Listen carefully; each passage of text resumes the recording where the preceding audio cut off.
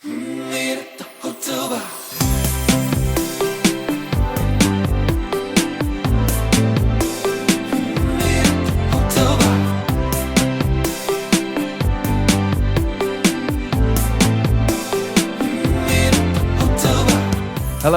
Bonjour, hi. and welcome to Meet at the Hotel Bar. We are Freddie JC and Huss. from the band Floors, a three-piece indie pop band from London via Huddersfield. So since we started touring with Floors, travelling the world and during our previous lives as session musicians, we realised there are so many funny things that happen on and off stage, and so many stories that never get shared with the rest of the world. They just stay in the dressing rooms and the tour buses of the bands and artists you love. Until now.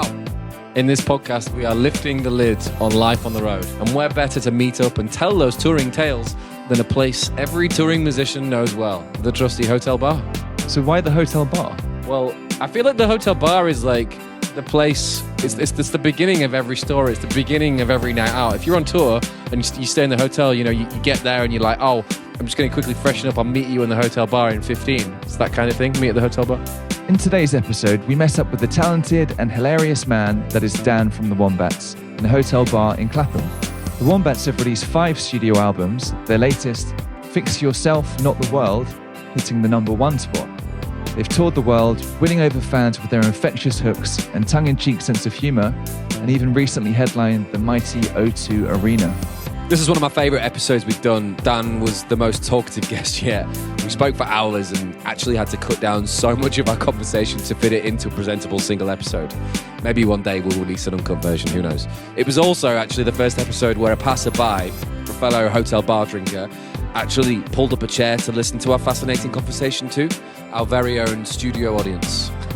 Stay tuned to hear stories of how to survive terrible reviews whilst touring the east coast of Norway, tour managers appearing from nowhere and falling from stage, the adventures of their trusty travel companion Steve the Squirrel, and what happens when you bring magical gummy bears on tour. This is Dan from the Wombats, coming up on Meet at the Hotel Bar. Anyway. Right. Let's start. I'll start. So welcome. Welcome to Meet at the Hotel Bar. The first question is always, what would you like to drink? Well, I've just had breakfast, so I would like a black coffee, please. Black coffee. Okay. That's fantastic. Well, we'll get the same. Yeah. Can we get four black coffees, please? Coming right up, love.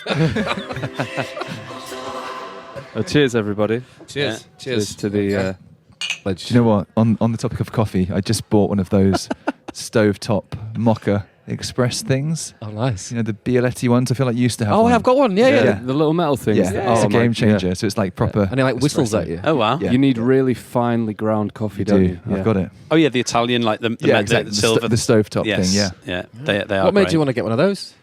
So we bulk bought coffee on Amazon, and I didn't realise that it Sell out. was an espresso grind. Like you said, it was too fine for the cafetiere. Mm-hmm. So we had 6 bags of the stuff, and it's just not suitable for the cafetiere. So every morning we're drinking ludicrous amounts of caffeine and basically eating the grinds. Oh, yeah, it's quite a muddy. So I thought, yeah, exactly. Can we just Bought rewind this. to bulk buying coffee from Amazon? What? Is that good or bad? Bad. You don't like Amazon? No, support your local, man. Who's that? Well, whoever your local coffee brewer is. Doesn't exist. So, this year, the Wombats' new album, Fix Yourself, Not the World, went to #1 in the UK, followed by a world tour, including London's O2 Arena. It seems like 2022 is treating you very well. Yeah, a lot better than 2020 and 2021, that's for sure. Yeah, I don't know whether it was whether it felt more special because of the pandemic or whether it just was, it would have been anyway. But yeah, we've had such an amazing time getting back out there, playing in front of people again. For 2 years we hadn't, obviously, same as you guys. And yeah, it was just, you realise how lucky you are to get to do what you love. Yeah, absolutely. And to see, it's such a positive thing in life, isn't it? Music and performing and seeing people just smiling, having a great time. All sorts of crap goes on in people's lives, and then they just get to that room and sing along to their favourite songs, or their mates drag them. They've never even heard any of your music, but you can't help but get carried along in the sort of wave of enthusiasm that all live shows tend to have. Yeah. So yeah, we've had an amazing year so far. Sick. And obviously the album being number one was like, it's kind of an arbitrary number that is just, you know, that same amount of sales the week after with a different artist wouldn't have been, you know. It's so weird, isn't it? It's kind of random. But at the same time, even though we're all quite like cynical people who are just like, yeah, whatever. But at the same time, we were a bit like, all our family are texting, all our friends are like, no way. So it does have that sort of, it's just like a little career milestone thing that people will remember. And I've obviously got a little number one there we go. trophy on That's the cool. wall. And, you know, no, it was really nice for us, you know, a little band from Liverpool kind of being at the top spot in the whole of the UK. It was a special moment. We were in Washington, really jet lagged when we found out, so it was even more surreal. Okay. And when did you get the actual trophy thing? Well, the charts company. Just sorry to interrupt. There's a bear that's just walked. Oh goodness me! Look at him. I've seen him in here before. Oh, really? Yeah.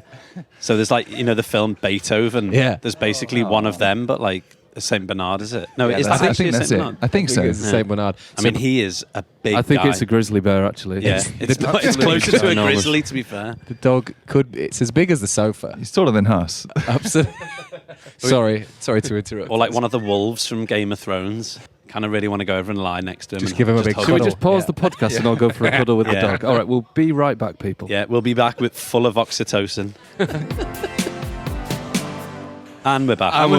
Oh, that was great. That was good. JC's good at head scratching. I've got hair everywhere. I swear, man. But yeah, so the charts company, they like send you, which I don't know how that works. Honestly, they must send out to any of in the midweeks. They must send the number one thing, the little gold, you know, statuette or whatever, to a bunch of different artists who are all potentially going to get it.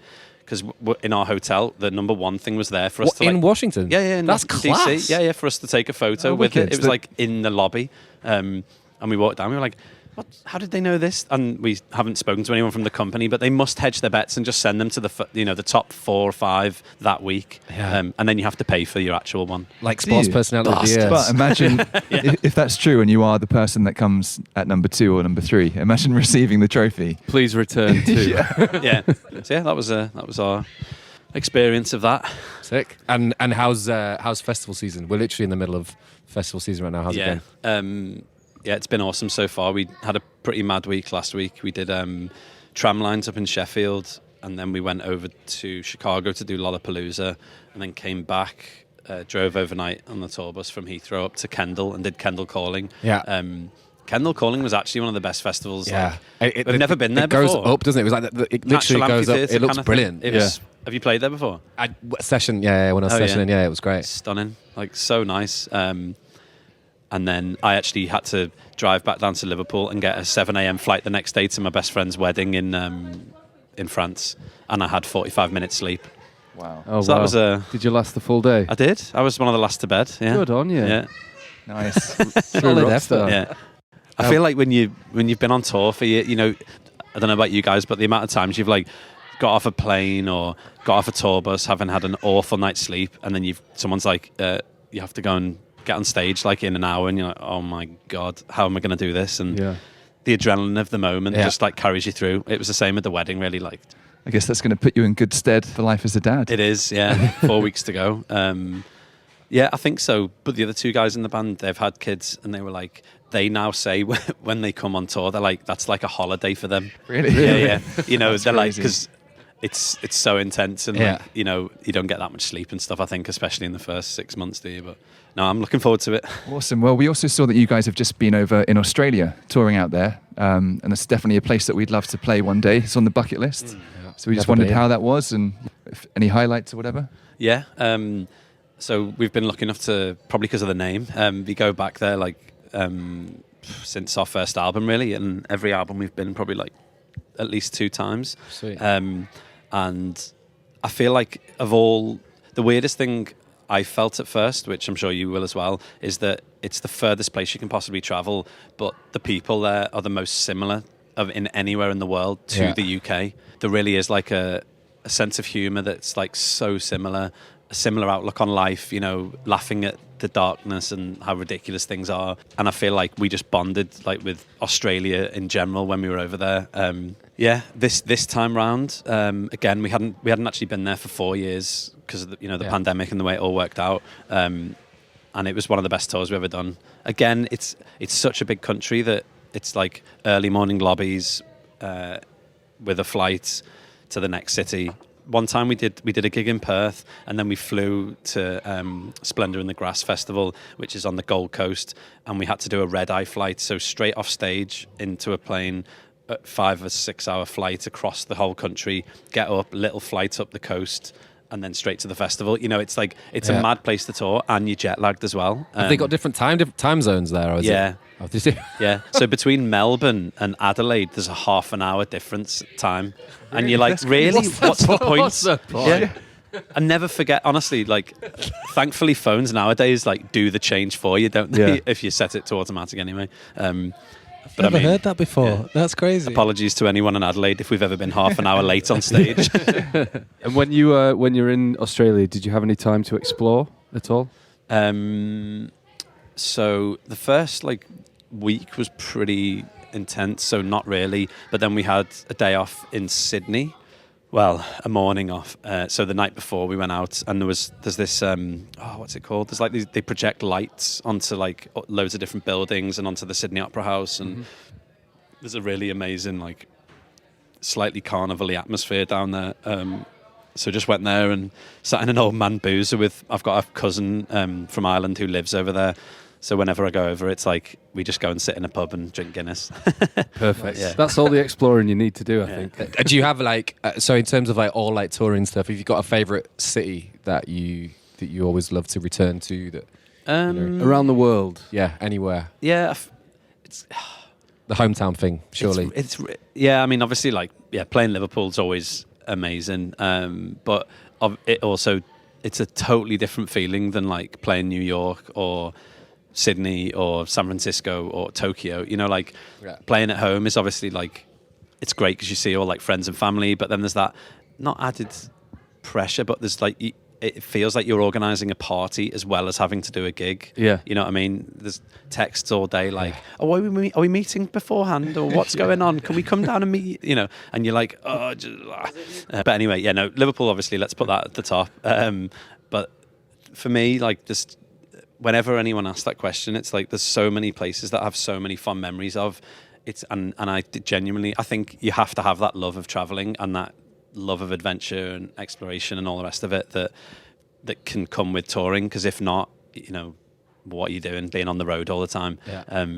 So whether it's Paris, Oslo, Rome, there's just Europe is just everywhere you go. Amsterdam, every city. I know this is a really boring answer, but I can't really, I don't know if I could actually pick isolate one. Yeah, it's too hard because everywhere's got so much going for it.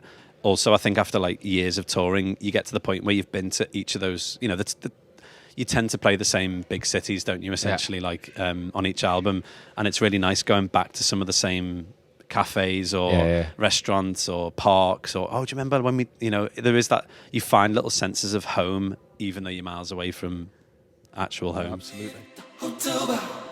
Some of our favourite tour stories and memories have been on our days off. Travel days stuck in the middle of nowhere. We're starting to compile a list from all our guests of any particular days off that come to mind as the greatest travel day ever that you've experienced. We've had some hilarious answers already. A banana museum. Laser Quest. Random places. Oh, nice. Is there any sort of things that you like to do? Do you have any habits of when we're in so-and-so, we always have to go to... Well, last week in Chicago, ended up going to... this restaurant from Chef's Table on Netflix. Oh yeah, it's a series. Alinea. It's one of the world's best restaurants or whatever. And it was Todd's birthday, so we went there. So often on days off, we try and go on, find a nice restaurant. It doesn't have to be that nice. Obviously, that was a special occasion because he was 40. But we'll usually try and make the most of the day and go and do something nice. I would say. I'm just going to have to say, so this is coming into my head because it's actually definitely not the best day, but we had a really long drive in America. But you know what the journeys between cities can be like? Essentially, you're driving for 20 hours to your next gig. Yeah. And we had some gummy bears that were magical gummy bears. Okay. Because it's legal over there. So, and that was our day off. And it was very did those surreal. 20 hours go quicker or slower? Yeah, very surreal. Our monitor engineer had a bit too much, and I was just like putting my hands together, doing this, like, oh god, it all makes sense. You just. No, I'm trying to actual days off. Like we've got friends who live in Marin County, and on this last tour, ended up going to stay with them for this day off we had. It's just outside San Francisco, and there's like redwoods. In Muir Woods. Yeah, Muir Woods. Have you been there? Yeah, I did it. Yeah. We had And a day off in San Francisco once. And it's just beautiful, isn't it? Yeah. And like I think the reason those kind of days genuinely do come to mind is because you spend so much time like cooped up on a tour bus or in hotels or whatever. It's very like city. And after many weeks of that, just to be surrounded by like insane trees, unbelievable greenery, fresh air. Yeah. Did you cycle? No, we didn't. We just did like the hike. Okay. And it's probably like, I don't know, 3 or 4 hours or something. Had a lovely home cooked meal at our friend's house. And yeah, that was probably the best day off in recent memory. Yeah. I actually always said that. So when I was playing for Ella, we had a day off, travel day in San Francisco, and I remember we cycled from like San Fran, like across like Golden Gate Bridge to like Sausalito, and then like carried on going. And did you go around and then get the boat back across? No, we cycled all the way back. Oh, and, did like, you? It was the longest. Like, yeah, we definitely bit off more than we could chew. Did you get the slightly like electric bikes that you do No, pedal? But not even. Really? Because I did that on a day off one time with my now wife, and like, but they said the hills are really steep here, so unless you've got mega thighs, to get up to the Golden Gate Bridge from the city, that like, you go through the park along the water and then up that bit, people were just pushing their bikes up that, and we would like just switch it. Got so sunburnt that day. Okay, so take us back. So obviously this podcast is all about life on the road. Take us back to your first ever tour. What are your memories from your very first tour? By first tour, do you mean like... Not like gig, like first time you were like away and, when you went from a city to then the next city and it was like, all the lads, like that kind of like feeling. Talk us through. I think the first time I had that sense was when we toured from Norway. So before we were signed, and we'd been going for like maybe 2 or 3 years, and we went over to Norway and we did Oslo. No, sorry, we went to Stord. We were going to do a tour of the west coast of Norway, as you do, which every band would go through. Yeah, the bucket list. Yeah, and but because obviously like A, no one knew who we were, and B, it was us organising it. We did 2 gigs on this one island, and that's all we did. But I remember that sense of like, you're going over there and like it's unknown. I think that's the thing that I always remember most. Like, so we played in this place called Fitjar, which is like this tiny little village at the top of this tiny little island. And we played in this hotel basement that had like country music on sometimes and stuff. And the Wombats played there. And so we went in, did the gig, so excited. Some of our family had come over and like, we had an amazing time. But at one point, we couldn't understand what they were saying at the time. But this old lady had just come down to like see who was playing, probably thinking it was going to be some nice country music. And she stood there, she looked really confused, and she was kind of holding onto the stair rail just at the bottom of the stairs. And then after like 2 songs or something, she walked up and said something in Norwegian. And then we asked one of our friends afterwards, what did that old lady like shout at the back? And he said, this is the worst music I've ever heard. What a quote. Yeah, and we were like, oh yes, we'll write that on our next EP. That's so good. That was a great experience. And then all in the early days, to be honest, like we just kind of, even though we weren't getting signed, and we were just like, oh well, we'll just take any gig we can do. And we ended up playing North by Northeast in Toronto, and a load of our family like came over and made a bit of a trip of it. We stayed in like a little hostel, and it was freezing cold in Toronto, but first time over to North America, like as a band, and just had the best time. We were just constantly going out partying and barely sleeping and doing like loads of gigs all week, and And it was just those early moments of like, it's that little carrot in front of you, you know, where you're like, maybe this is what it's going to be like. And we were like 21, 22 at the time. And, you know, there's that hunger that, to be honest, we've still kind of got that feeling of like, as soon as you go on tour, it's the same thing of just like, come on, you know, almost go into battle, kind of like, let's do this. I want to go on tour now. Yeah, I know. I want to go on tour every single day of the week. We were looking back at some old video footage together the other day, and like just looking back at tour diary stuff, and it just makes you miss it so much. It's such a special, concentrated, like intense time. Yeah. That when you're in it, it is hard to sort of really look at what you're doing, or like. That what you're doing right then is you're going to remember forever. Yeah. Or like they're going to come up in conversations and stories for years to come. Yeah. Well, with our because especially in the early days, like my dad, Murph's dad, and various friends of theirs would like, you know, just be like, "What, the lads are playing in Toronto?" Or we did Beijing and Shanghai, like through our music school. Yeah. And they came. They were like, "This might never happen again," which. Of course, that's how we viewed every gig and every tour back then as like, well, we may never get a chance to come back again. So it was just like almost dads and lads, like just piss up the whole time with a few gigs thrown in. And so now it's, you know, the amount of stories from those early like trips. Do you remember when we did this and we slept on this promoter's floor and we did, you know, like all those things. It's kind of obviously now it's got a bit more organised, a bit more like. I was going to say the next thing is what's changed now. Like, have those, you know, like what's changed in the touring world for us? I think like. Does your dad still come out? Does so they're so supportive. Like you mentioned the O2 before. Like the whole family came down from Liverpool. Tords came over from Oslo, from Elverum, and Murph's in-laws came over from America. And yeah, everyone's always been like so supportive, and obviously since the early days when they were coming out to like whatever gig we had, there's a real sense of like shared journey with them that they all helped us so much in the early days, like invested either financially in helping us buy amps and, you know, drum kits and petrol money down to places, or just emotionally by like actually being the only 5 people at a gig, you know, those moments, and they're there like watching you again, you know, but they'll come down, we'll be there, and they're like cheering and singing along, and like they're your biggest fans, aren't they? You know, like, so they give you that, I suppose, that little extra bit of belief that what you're doing might actually be decent and other people might like it. They were all so supportive, so at the O2 and wherever else they come out and see us, and we've got this thing now where in Let's Dance to Joy Division, like one of the last songs we play, we get a bunch of people out in like giant wombat costumes that we take around with us. So it's kind of become a thing that, you know, like.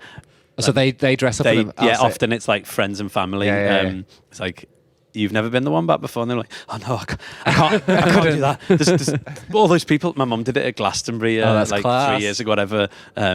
And after that weekend, and I quote, it was the first time she'd been there, she went, "Oh, I think I might become a hippie after this." She just loved it so much. Like, but yeah, so how have things changed? I guess the main thing is just the organisation. You know, we've got more of a team around us. Like, it's more consistent for us on stage every night. We've got like great like techs and monitor engineer and all, you know, tour manager, front of house. Like, I feel like our show or whatever is like much more consistent. Yeah. I suppose like hotels have got slightly better. We don't tend to stay in travel lodges anymore, but we still have had a few shockers that we've stayed at that are tour, like especially in America where like budgets are lower and stuff, and it's like, whew, I remember these days, right? Come on, knuckle down, check the bed sheets for like bugs and stuff. Oh, yeah, you know, all that stuff. Trying to think what else has changed. Really, I guess as you get older, you a bit like calmer. I mean, we still go out and have a good time and stuff, but whereas in the past you might be staying out to like 4 or 5 in the morning, just getting blasted and having a wild time. Now it's more like 1 or 2 o'clock, and you know, you remember going to bed more. So I'd say it's a bit calmer, and because the pressure of the shows maybe is a bit higher as you play bigger rooms, and you've been through enough hungover gigs where you're like, I just can't. We can't keep doing that. Yeah. So a bit more sensible, but only a bit. Yeah. Do you get emotional? You know, when you play in those shows like the O2, do you get emotional? Are you like, and if you see like your friends or your family or whatever, like, do they get emotional? Like, yeah. Oh, massively. We did, The one, the O2. Actually, I remember seeing. I think I'd be an absolute mess. Yeah, well, Just to let you I know. actually I nearly couldn't sing. You know, when you get like a lump in your throat kind of thing, just that sense of well, every when, you know, that sort of like all these feelings and thoughts and struggles you've been through and other people have been through, and all those moments seem to like suddenly come together in one millisecond of just emotion and like. Yeah. But whilst you're playing music and concentrating like hell, and then it hits you and you're just like, what's happening right now? I remember that at Glastonbury as well. I looked out and saw my sister on my brother's shoulders in this sea of like, you know, whatever, thousands of people, and like all these flags flying and looking around, just taking it all in. And then I saw my sister, and it was like, oh, I'm going. Oh no, I've got to sing. Trying to do some falsetto whilst crying is not easy. It is that thing though, like if you acknowledge what you're doing at that exact moment, or when you see someone and it takes you instantly into, oh shit, how long has it taken us to get here and we're actually here? I had that feeling when we played Manchester Academy 1. Oh yeah, it was the venue that I saw my first ever gig in. Yeah, ever. amazing venue. And wicked venue. And we played it with AJR, and I had the same thing. I looked out and I saw my parents and my sister and family friends and my wife's parents, and like it hits you hard. Oh god, yeah. And it's funny how you can pick out a face in that sea of people. It's mad. I remember that show. Yeah. So like obviously like all my like schoolmates and stuff were all there. I remember there's like a part in the set where we get everyone to like get down low, and literally like my best mate. Teddy was literally like, so everyone, like the whole crowd, obviously like all got down apart from like my mate, literally right at the front. It was like, no, he's like, I've been doing this since we were 13. I'm not doing this. And I was like, you're a dick, get down. Did you sing? Did you sing it about? Literally, what are you doing, man? You're ruining the whole thing. Brilliant. So after all these years of touring, do you have any top tips or touring hacks? I guess mainly for musicians that are setting out to do the same thing. I'd just say like enjoy it as much as you can, and all those best moments and stuff are when you're not thinking about anything else. You know, you're not thinking like, where's this tour gonna get us, or where's this gig gonna, you know, any of those things about like trying to make it, or you know, especially if you're not signed and stuff. I think that's one thing I'm really glad that we had moments where we were like, oh, I wish we got signed and we could do that. You know, the best thing about being in a band is hanging out with your mates, going to random cities. Like, I think that's the most important thing, really, just to have a great time and realise that playing music in front of however many people, wherever you can in the world, is like an absolute gift. Yeah. I mean, practical tips wise, I'd say if you can afford it, get a good tour manager. Because I mean, it means that there's less to think about. But then at the same time, in the early days, it's kind of funny the scrapes you get into when one of you gets designated as like tour manager. And we started doing that before you had like smartphones as well, which thinking back, like, I don't know how we actually managed to even pull off any of those gigs, to be honest, because I mean, we were so useless. But yeah, anyway, just enjoy it. Okay.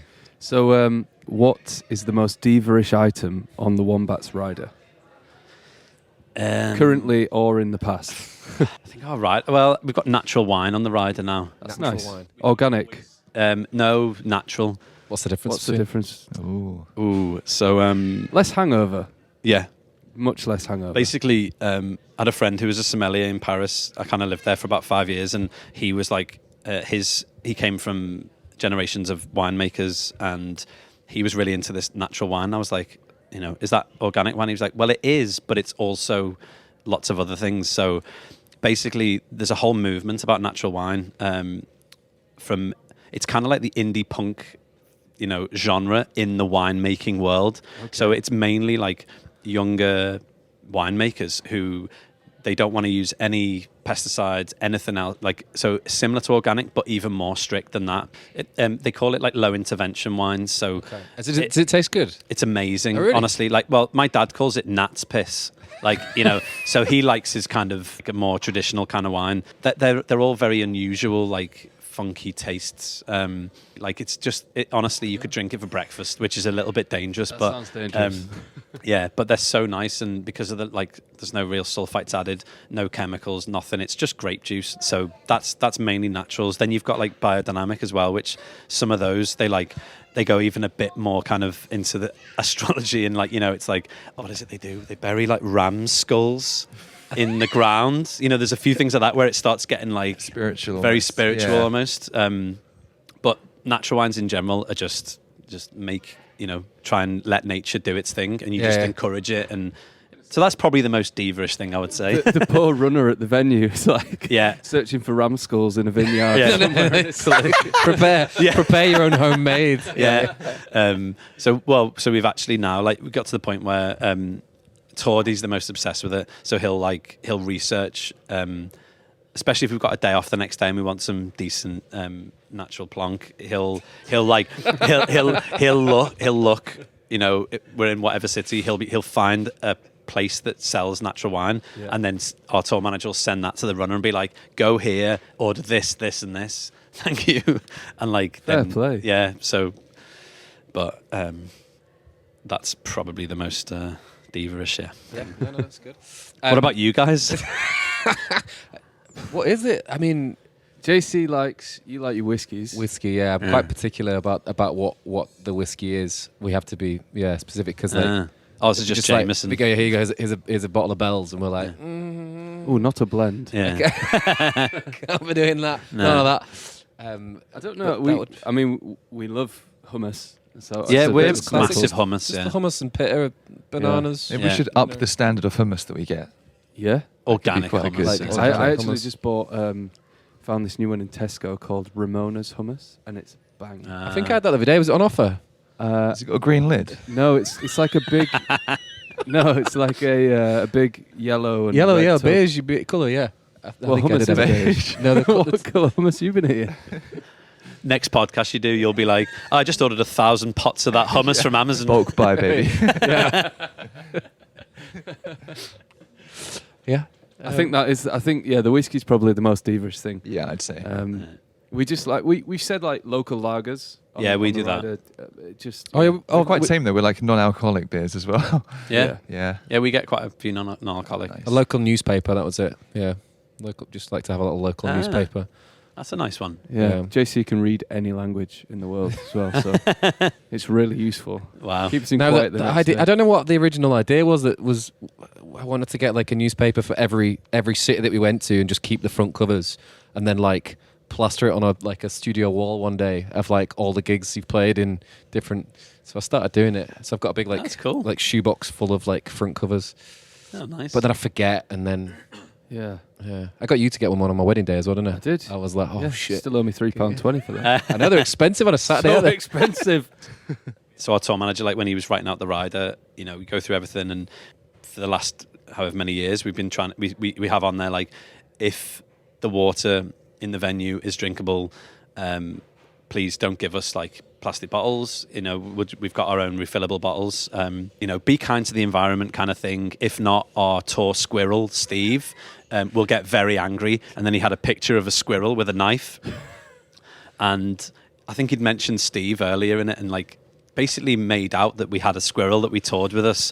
And no word of a lie, in America, on at least 2 occasions, we had, because he'd put on there a bag of nuts for Steve the squirrel, thinking that pretty much everyone's going to realise that this is just a joke. So we get to this place in America, I can't remember what it was, and there's a bag of actual food for a squirrel from a pet store. And then this lovely lady came in and she was like, oh, just wondering, where's Steve the squirrel? Can I see him? And we were like, oh, sorry, it's just a joke. And she was like, oh, I was wondering if it was, but I just wanted to make, just in case it wasn't. And it was so sweet. And so anyway, she then went away, I think, and bought us an actual little stuffed squirrel and brought it in as obviously having a joke. And she went, here you go. I feel like you guys need Steve on tour. And then Steve lived on my drum kit for the next few years after that. That's amazing. But yeah, that was fun. Shout out Steve the squirrel. Yeah, Steve. Shout out to Steve. Murph actually threw him into the crowd back in January, and Steve the squirrel now has his own Instagram account. Oh, okay. So these 2 fans who've got Steve are actually we know he's gone to a good home. Okay, that's good. Yeah. That's good. Yeah. Yeah, I can breathe out. So the beauty of gigs is that not everything always goes according to plan. What is the worst thing? I know you mentioned about like tour manager stuff, but what's the worst thing that's happened on tour? Like on stage, off stage, hit us with your very worst. Everyone's got a horror story. I can't tell that story. We've had obviously several moments where a computer is like overheated at a festival, or fallen off because of vibrations, and all of a sudden the backing track goes off and the click, and depending on the song, obviously we can normally just like keep playing and don't think people will notice that much, because obviously we are actually, it's all coming from stage really, but there's a few little bits, but there's because for us our keyboards are actually like linked to the computer as well, so we have everything like sampled on the computer, so we're playing it but it's coming from there. So if it breaks and you're playing if we're playing like Tokyo or a song that has loads of keyboards, we kind of can't keep playing. So I think they're the worst moments, to be honest, and that's happened on several occasions. Many a time. One time my dad ended up coming up on stage and then fell backwards through my drum kit. What? That was a pretty great moment in Sheffield. Was he all right? Was he? Yeah, he was shit-faced. So I was going to say, was he drunk? Yeah. He was off his head. And I can't remember what he was even doing up on stage, to be honest. I think he was just jumping up and down. Like, can't remember. Was he in a wombat costume? No, see, this was before the wombat costumes. But Murph once was, he'd had a few drinks and on stage, and he fell backwards into my drums as well in the middle of a song. And we kept playing. And he was just laughing, lying on his back. I feel like the wombat thing, like the dressing up as a wombat, surely that's dangerous. Like, Oh yeah. Oh, I've got a couple of stories about that. Yeah. So in this giant wombat costume, you can't actually really see anything through the eyes. So you're really hot. You can't see much, and you're jumping around. Anyway, it's a sensory overload. So we've had 2 people fall off the stage. Fortunately, they've been absolutely fine. But again, I mean, we keep playing, but you are like, oh my God, are they okay? Because you're not sure how big the drop is. Is it a cushioned wombat suit? Yeah, the head's quite cushioned. So the funniest one is our tour manager, like in Greek Tragedy, he used to he'd run on stage with a guitar and like pretend to air guitar like the last solo in that song. And he'd run on and it got more and more elaborate as time went on. And he was like running on doing like, knee slides and like all sorts of different things. So one time we were playing in Melbourne at the Palais Theatre, and he'd figured out in the day that he could like run from in the crowd all the way down and jump up on stage in the costume. And he didn't tell us that he was going to do this. So like we were, as this bit was coming on, normally we see him, off in the stage, in the wings of the stage or whatever it's called. He wasn't there. We're like, oh, the fuck's Gromo? And then all of a sudden, like, we see this wombat sprinting down the aisle with the guitar held high. And we were like, oh my God, what is he doing? And like, he runs up, he puts one foot on the step that he knew was there. He didn't realize the orchestra pit was next to it, like with a 2-meter drop. Oh no. And he literally and we've got it on video. It's the funniest thing. This is like our pick-me-up whenever we're feeling let down. He's about to step up and he just hits the deck. And on this video that someone sent us from the crowd, you could hear this guy going, I hope that bear is okay. Or, I hope that bear's okay, mate. It was genius. We've had to find that. Yeah, I'll have to watch Yeah, it. honestly. I'm pretty sure we posted it on the Wombats at some point back then. But anyway, he's an absolute character, our tour manager, and he's taken to trying to almost prank us whilst we're on stage when he's dressed as the Wombat. And it's rank stories, but he tries to put us off in lots of awful ways. I'll just leave it at that. Leave it up to your imagination. So, have you ever had any beef with another artist? And if so, who? Like a Twitter beef or an in-person beef or an altercation that you're happy to share? It's the beef section. Beef section. Honestly, in general, we've just never listened to what anyone else is saying, whether it's critics or other bands or anything. It's just if you've got a strong opinion about our music, wow, that's good for you. You have that. Thanks for listening. Thanks for listening and being annoyed or whatever you are. We would, as people, are very non-confrontational kind of. We wouldn't even entertain it kind of thing. So, a beef-free band, I like it. Yeah. Have you guys had beef with anyone? No, but we always find it interesting as to We're like the kids in the playground going fight. Yeah. I've never thrown a punch in my life. No, me neither. So, what is the best piece of advice you've been given? And if you could relay that advice to some upcoming bands, artists or musicians, what would it be? Like, what would you give the 13-year-old Dan? Like, how would you? Yeah, it could come from you. It doesn't have to be from someone else. I think that, again, just concentrate on making music and that being your focus rather than anything else whatsoever. Yeah. You know, just practicing, getting as good as you can at your instruments and enjoying it as much as you can, and like just let that be the focus, and everything else will just kind of take care of itself. And if it doesn't, then it doesn't. But That's good advice. Right. Well, we've reached the second part of the podcast, which is the final part, which is the quick fire round. So basically, it's just the first thing that comes to your head. oh dear, So when we say, I'm so bad at this. this is where the Wikipedia searching, the Google searching comes in. So when we say a word, you say like whatever. So you can dwell on it, or you can literally just say one word, or you Okay. can refuse to answer. That's fine. Okay. So if I was to say dogs, you would say cats or whatever. Anyway. Oh, we're into like, what's it? Opposites. Oh, I mean, it can be, or No, it 'cause, could like- just be. It's just the first thing that comes to your head. But the mad thing, we had a massive conversation about this on tour. Like, you know, if you say the opposite of a dog is a cat, like that's not really the opposite, is it? The opposite of a dog would probably be nothing. Like, you know, air. But like a cat is in a like in our. Quite similar. Yeah, a cat's Well, similar. It's got 'cause four they're- legs. it's four legs, They're exactly. not the It's opposite not the at all. opposite, yeah, but you're we right. think of it as that just because of the stories about Was this- dogs and cats. Was Like, this after the gummy bears? might have been? Yeah, getting those kind of philosophical. conversations definitely come out. With the, It's on a whole new level yeah. now. Okay, so when we say the Toffees, you say Everton. okay. Any more on Everton or just? Oh, did you say that because you know I'm an Everton fan? Yeah, we'd Google. Oh yeah, great. Does it say on Google I'm an Everton fan? Oh, amazing. Yeah. I think it's genius, the Everton shop in Liverpool 1. The Everton shop is called Everton 2, Yeah. Liverpool 1. It's brilliant. Oh, It's on really? the I didn't address know it that. reads Everton Yeah. 2, Liverpool 1, which is fantastic. So good. Classic scout sense of humour. Yeah. Australian short-legged, muscular, quadrupedal. You're giving me a hard one here. Quadrupedal Oh, quadrupedal. marsupial. That's a great, well-delivered question.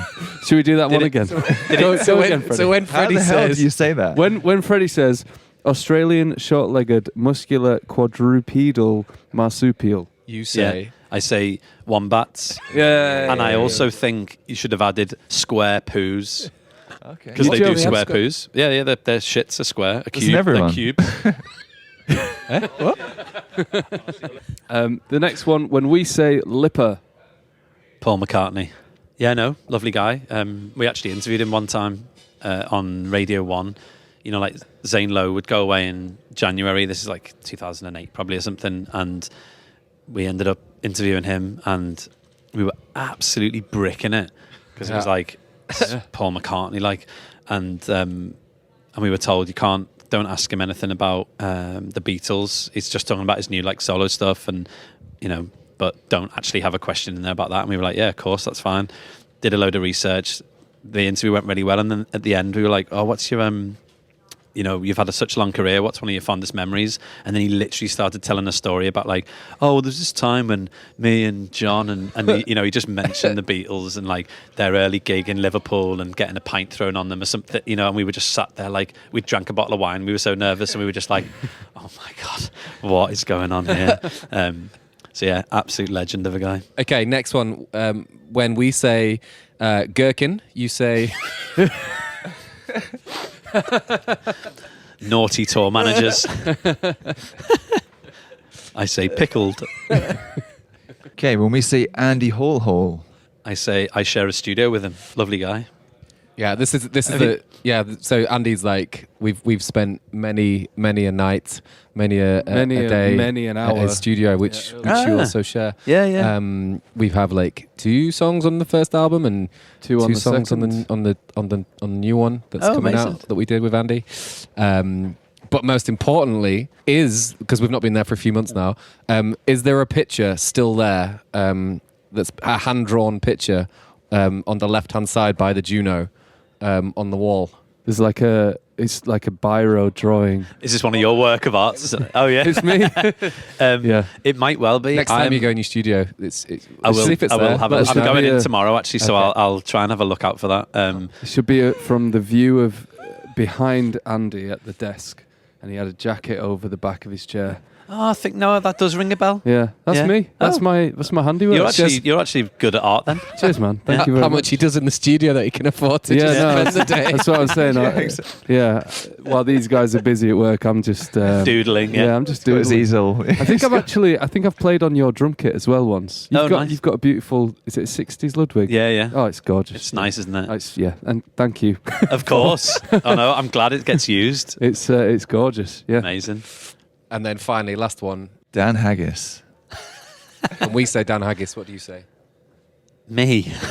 But what do you like? What's the first word that comes to your head? I know that guy. I look That's at not his the question, I'm about stupid to say. face in the mirror every day. I'm like, oh, not that guy again. What's the first thing that comes to my head? Fucking hell. Legend. Yeah, there you go. No.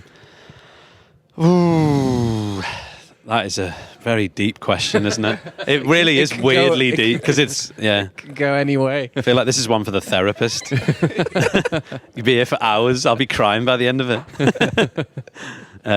We can leave it unanswered if you want. We can just leave it. I think that's good. Yeah, the story is still going. There's no verdicts out.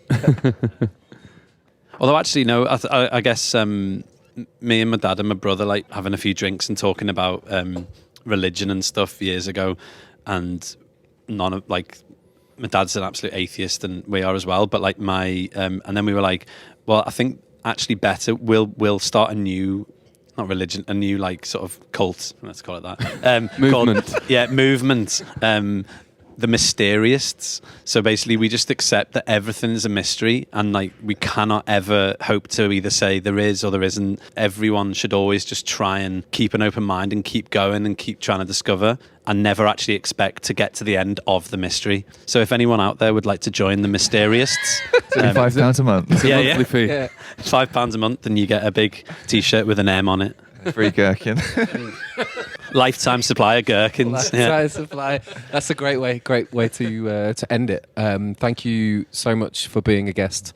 Thanks for having me. For being here, and Yeah. shout out to the Beethoven dog, which I think has Oh, he's- disappeared. He has left It's now. gone. But no, thank you so much. Yeah.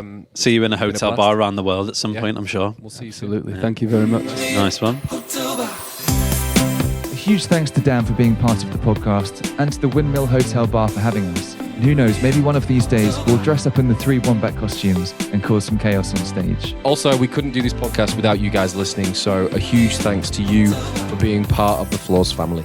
And if you do like what you hear and you haven't already, please make sure you like, comment and subscribe. It really does make so much difference for us, especially now as we're starting out. Join us next time where we will be chatting to Hugh from no other than the Kooks. Expect stories of beef with pretty much every UK band in the mid-noughties, how to successfully ask for Kylie Minogue's phone number, and actual band fistfights whilst drunk on Crack and Rum. Only on